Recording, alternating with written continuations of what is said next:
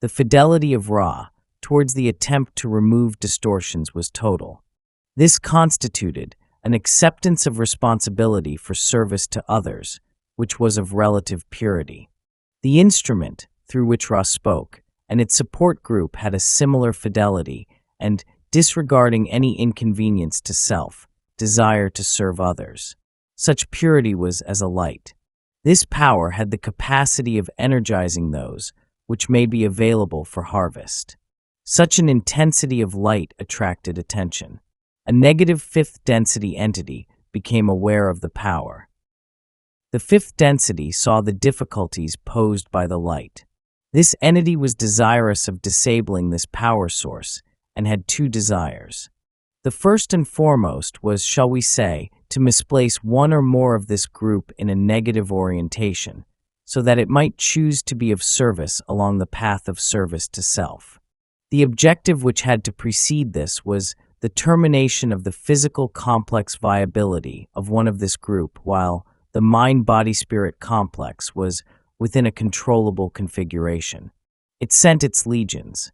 The usual attempts upon positively oriented entities or groups of entities are made by minions of the fifth density Orion leaders. These are fourth density. The normal gambit of such fourth density attack is the tempting of the entity or group of entities away from total polarization towards service to others and toward the aggrandizement of self or of social organizations with which the self identifies. Nearly all positive channels and groups may be lessened in their positivity or rendered quite useless by what we may call the temptations offered by the fourth density negative thought forms. They may suggest many distortions towards specific information, towards the aggrandizement of the self, towards the flowering of the organization in some political, social, or fiscal way. The questioner had been offered the service of doubting the self and of becoming disheartened over various distortions of the personal nature. This entity had not chosen to use these opportunities, and the Orion entity had basically ceased to be interested in maintaining constant surveillance of this entity. The scribe was under constant surveillance and had been offered numerous opportunities for the intensification of the mental-emotional distortions, and in some cases the connection matrices between mental-emotional complexes and the physical complex counterpart. As this entity had become aware of these attacks, it had become much less pervious to them. This was the particular cause of the great intensification and constancy of the surveillance of the instrument, for it was the weak link due to factors beyond its control within this incarnation. Temptations offered to this group were ignored or rejected. In the case of this particular group, each was given a full range of temptations to cease being of service to each other and to the one infinite Creator.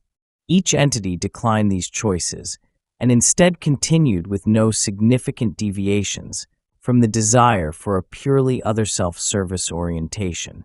If fourth density temptations, shall we say, towards distortion of ego, etc., were not successful, the fifth density entity then thought in terms of the removal of light. The negative entity hoped to gain a portion of that light. That was the mind-body-spirit complex of the instrument. Barring this, the entity intended to put out the light. At that point, one of the fifth density entities overseeing such detuning processes determined that it would be necessary to terminate the group by what we might call magical means as we understand ritual magic. There was the potential for the removal of one of this group by such attack, and by far the most vulnerable was the instrument due to its pre-incarnative physical complex distortions.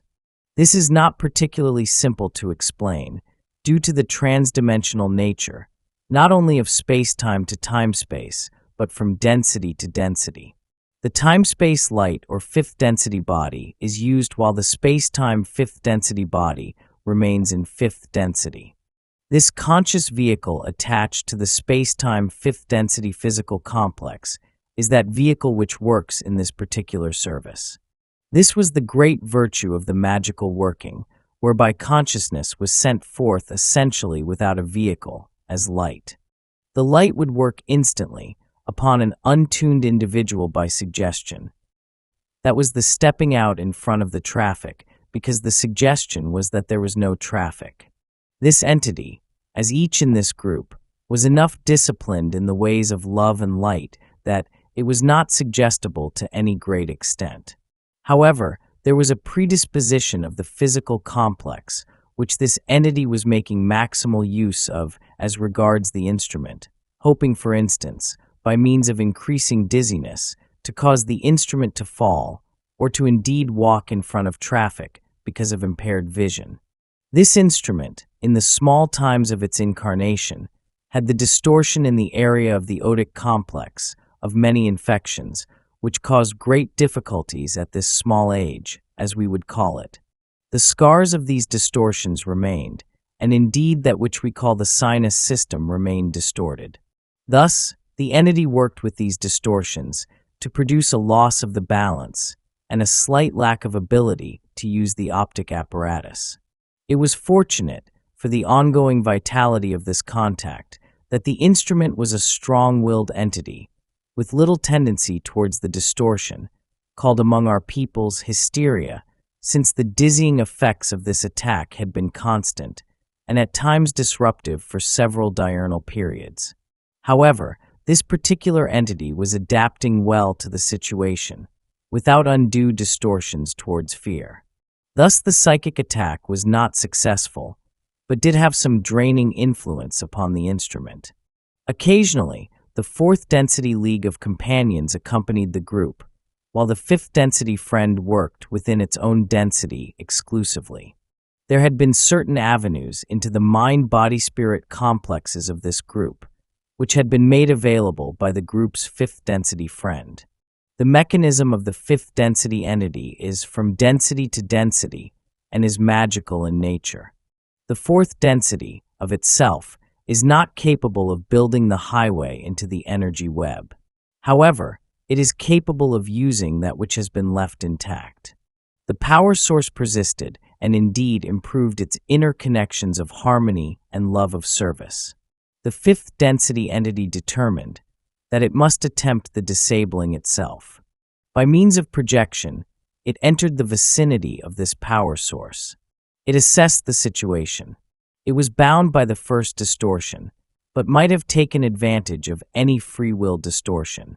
The free will, pre-incarnative distortions of the instrument with regards to the physical vehicle seemed the most promising target. Any distortion away from service to others was also appropriate. When the instrument left its physical vehicle, it did so freely. Thus, the misplacement of the mind-body-spirit complex of the instrument would not be a violation of its free will if it followed the entity freely. This was the process. The positive polarity sees love in all things, thus the positive entity follows the negative entity. The negative polarity is clever. The mind-body-spirit complex, which freely leaves the third density physical complex, is vulnerable when the appropriate protection is not at hand.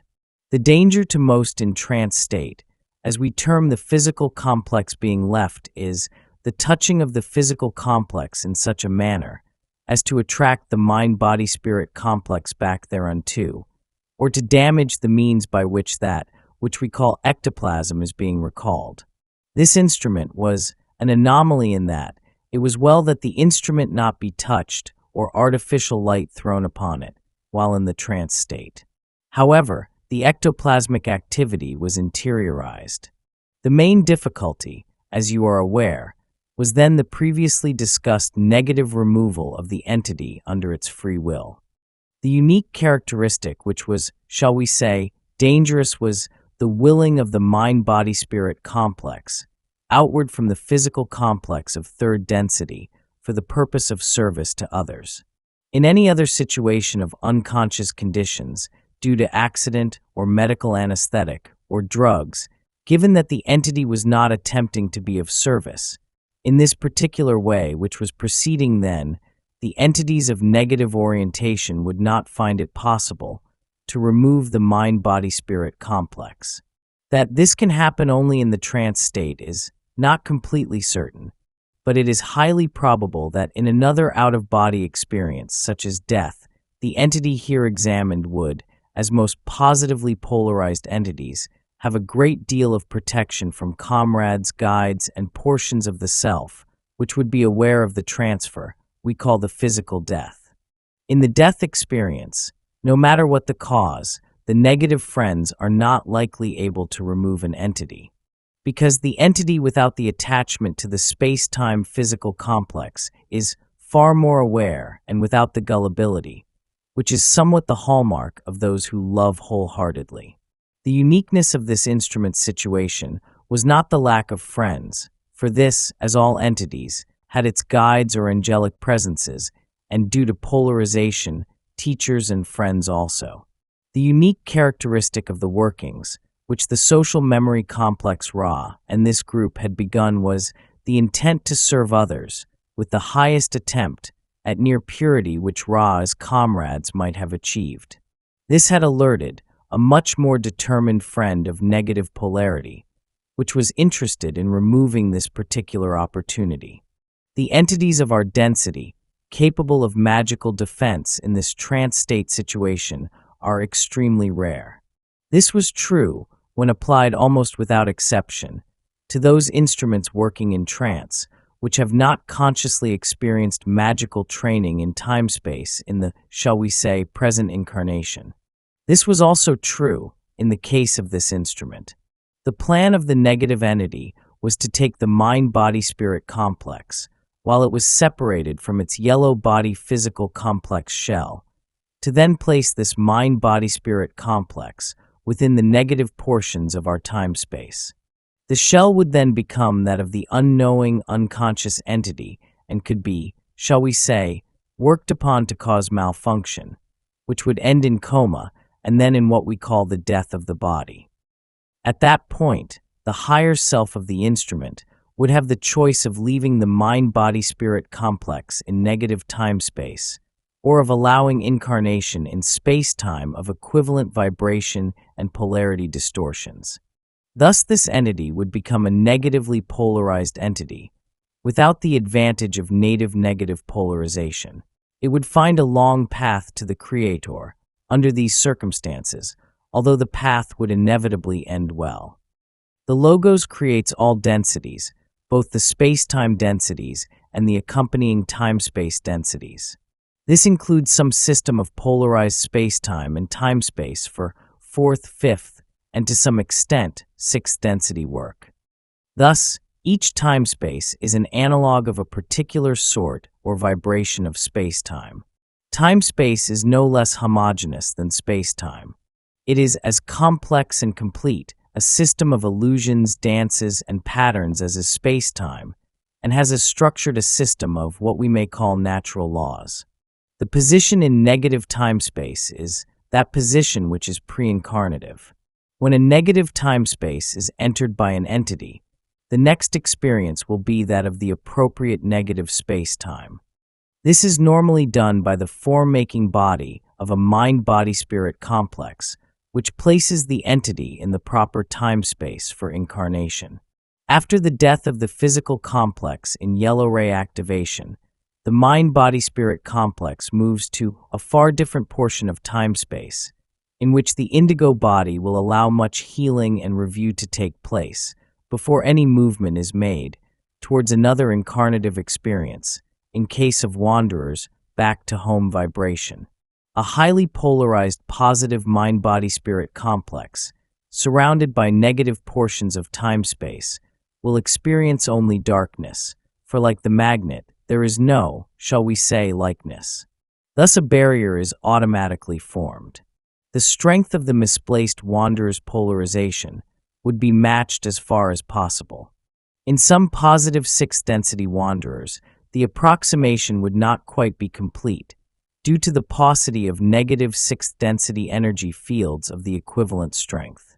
The higher self could allow the mind-body-spirit complex to remain in time-space.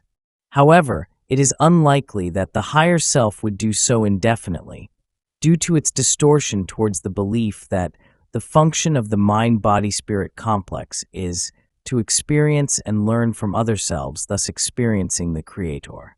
The positive entity, which incarnates into negative space-time, will not find it possible to maintain any significant positive polarity, as negativity, when pure, is a type of gravity, well, shall we say, pulling all into it.